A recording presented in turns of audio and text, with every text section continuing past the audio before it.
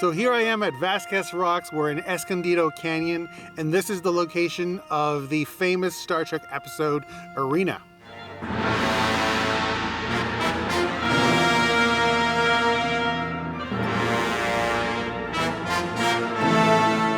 Here I am at the top of Vasquez Rocks. This whole area is a state park. We're about 43 miles from downtown Los Angeles, and this was a very popular spot for shooting westerns in the years before Star Trek.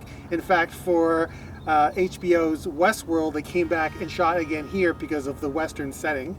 And just down below me, you can see a dirt road that runs from the park entrance all the way to the parking area, and that road is visible in the episode Arena.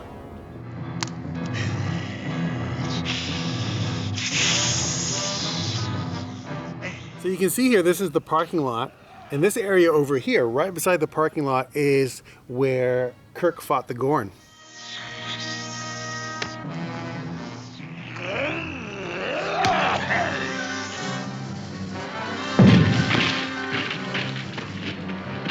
You can see the Vasquez Rocks are really just these two rock formations.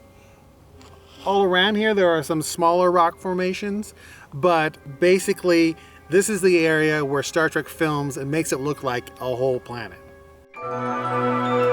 Vasquez Rocks have appeared in other Star Trek episodes, The Alternate Factor, Friday's Child, and Shore Leave.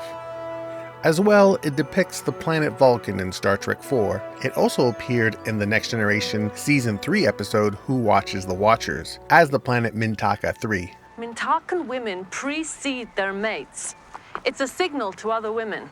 This man's taken, get your own? More like, if you want his services, I'm the one you have to negotiate with. So you can see right behind me here is Highway 14, and that highway runs between the San Fernando Valley and the Mojave Desert. This whole area is really popular for hiking, horseback riding, picnicking, and Star Trekking.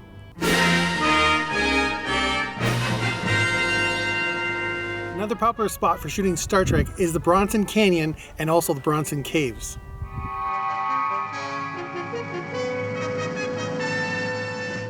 You could have selected a more convenient place, Mr. Spock. But hardly more practical, Captain. Close to the city we located, but not popular. We should not be observed. Even though it seems like a remote location, just like the Vasquez Rocks, it's actually right in the heart of Hollywood, and you can see the Hollywood sign right behind me. From here, we're about 3 miles from Paramount Studios on Melrose, and this spot has been a popular filming location for quite a while. It's most famously known for the Bat Cave and the Batman series, and of course Star Trek. No move! Hands in the air! So this whole area, the hills and the caves, were featured in the original series episode Bread and Circuses, specifically the scene where Kirk, Bones, and Spock beam down and they come down the hill.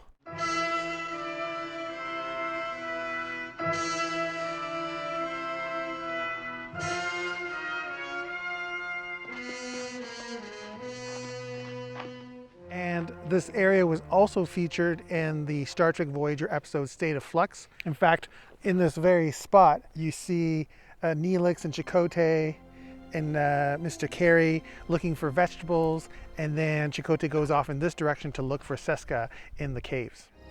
Where's Ensign Seska? The rest of you get back to the ship. I'm going to look for her. So here I am at the entrance of the cave. As you see, it's not really a cave as much as it's a short tunnel. You can just see the other side over there. The one west entrance is right here, just a few meters in front of me, and then I can see the east entrance on the other side. And this is the spot that depicted the Bat Cave from the Batman TV series from the 1960s. And right here, also around the corner, is where they shot State of Flux, where Chakotay is looking for Seska in the caves.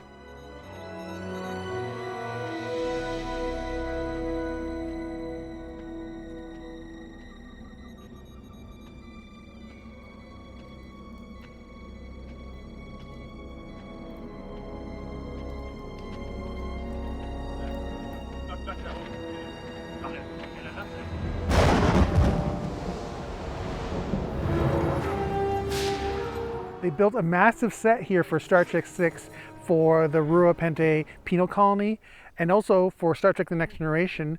This area was used in the episode Darmok for the dual fight scene, as well as a refugee camp for Ensign Ro.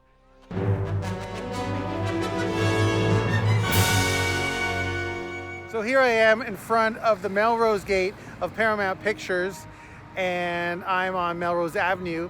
Of course, most of Star Trek was filmed here on the Paramount lot, and it's interesting because it's actually one of the last, or the last remaining operating studio that's still in Hollywood.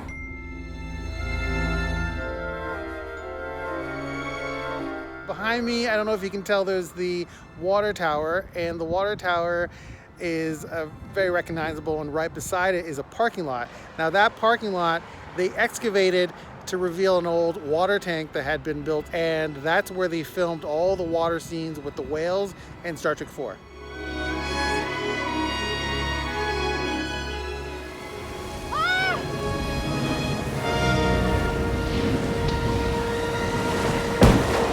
So here I am in front of the Paramount Pictures Studio Tour entrance, and now this whole area over here, this whole side of the studio, used to be Desilu Pictures back in the 1960s. And then when they were bought out by Paramount Pictures, this part of the lot got amalgamated with the rest of the Paramount lot, and now it's all one happy lot together. So what you see here behind me is stages, well, this is stage 29, but right beside is stage 31 and 32, and that is where the original series was shot, all 3 seasons. Stage 31 was all the ship scenes, the bridge and the sickbay and the hallways, and stage 32 was where basically all the styrofoam planet sets were. So right behind me here, you can see there's a large mural with humpback whales, and I suspect that that mural was inspired by the humpback whales in Star Trek IV. So we can't visit Paramount Studios right now because of COVID, it's closed, but I was able to visit the studio and go on the tour a few years ago, and I was lucky enough to see inside of stage 31. And you can see actually what it looks like in there if you look at the episode Bread and Circuses, and you can see the padded walls, which are the original walls of the soundstage. And you can also see it in a movie called Dimension 5, which stars Jeffrey Hunter. They do a warehouse set in there, and you can see those padded walls again, and that's what the inside of the soundstage looks like. Here I am at the Bronson Gate, and you can see behind me there's stage 4, and on stage 4 is where they built the ops set for Deep Space Nine. Status report, Major. I'm detecting several dozen Klingon ships, including the Negvar. After the 1960s, Star Trek moved from stages 31 and 32 to stages 8 and 9 with Star Trek the Motion Picture. And Star Trek stayed there for the next 18 years for the entire run of The Next Generation, Voyager, and Enterprise.